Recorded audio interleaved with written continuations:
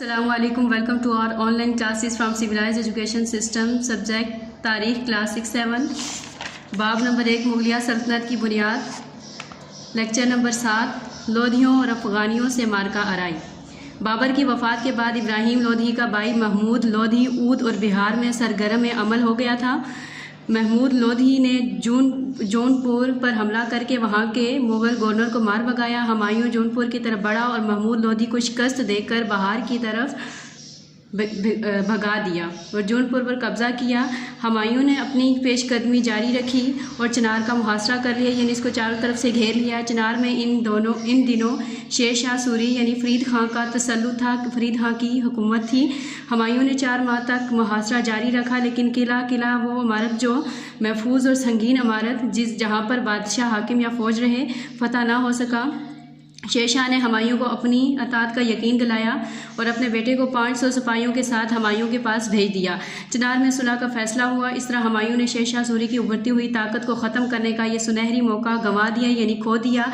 शेर शाह सूरी एक मंझा हुआ सियासतदान और एक होशियार जर्नैल था। इसने बिहार में अपनी पोजीशन बेहतर बना ली थी।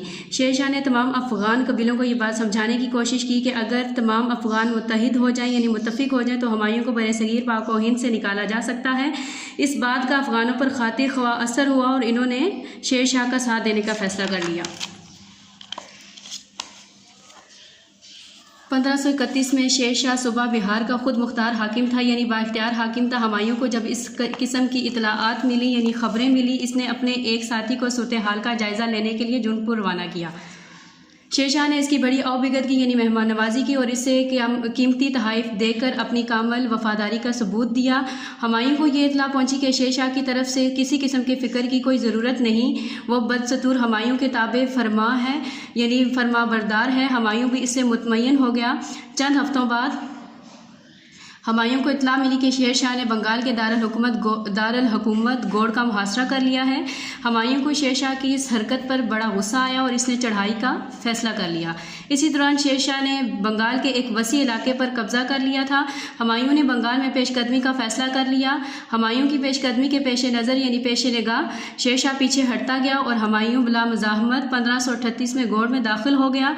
गौड़ की फतह बज़ाहिर हुमायूं का बहुत बड़ा कारनामा थी, मगर उसने गौड़ की फतह के बाद 8 माह जश्न फ़तह में ज़ाया कर दिए, यानी फ़तह का जश्न बनाने में ज़ाया कर दिए। इस तमाम अरसे में शेर शाह ने अपनी पोजीशन मजबूत कर ली और मौका पाते ही आगरा से आने वाली सप्लाई लाइन काट दी। हुमायूं का अपने दारुल हुकूमत आगरा से राब्ता मुनक़ता हो गया यानी टूट गया। इसने फ़ौरन अपने भाई मिर्ज़ा हिंदाल को सप्लाई लाइन बहाल करने के लिए रवाना किया यानी बरकरार करने के लिए रवाना किया, मगर मिर्ज़ा हिंदाल ने आगरा पहुँचकर अपने बादशाह होने का ऐलान कर दिया। उस नाजुक मौका पर हुमायूं ने गौड़ में अपना गवर्नर मुकर्रर करके वापसी का सफ़र शुरू कर दिया। शेर शाह बड़ी होशियारी से हुमायूं को घेरे में लेने की कोशिश कर रहा था। उसने हुमायूं को आगे बढ़ने दिया और हुमायूं आखिरकार बिला मुज़ाहमत मुंगीर पहुंच गया। मुंगीर के नवाह में शेर शाह अपने लश्कर समेत उसके इंतज़ार में था। हुमायूं को जब शेर शाह के लश्कर की खबर मिली तो उसके साथियों ने मशवरा दिया कि शेर शाह पर फ़ौरन हमला कर दिया जाए। हुमायूं ने अपनी तसाहुल पसंदी से यानी सुस्ती से काम लेते हुए चंद हफ्ते आराम करने का फ़ैसला किया। उसी दौरान में शेर शाह ने अपनी फ़ौजी ताकत बढ़ाकर मैदान जंग अपने हक़ में कर लिया। अब हुमायूं ने गुफ्तो शनीद यानी ज़िक्र अज़कार से शेर शाह से सुलह करना चाहिए, मगर वो कामयाब ना हो सका। शेर शाह ने 1539 में 3 इतराफ़ से हुमायूं के लश्कर पर हमला कर दिया। हुमायूं का लश्कर इस हमले की ताब ना ला सका।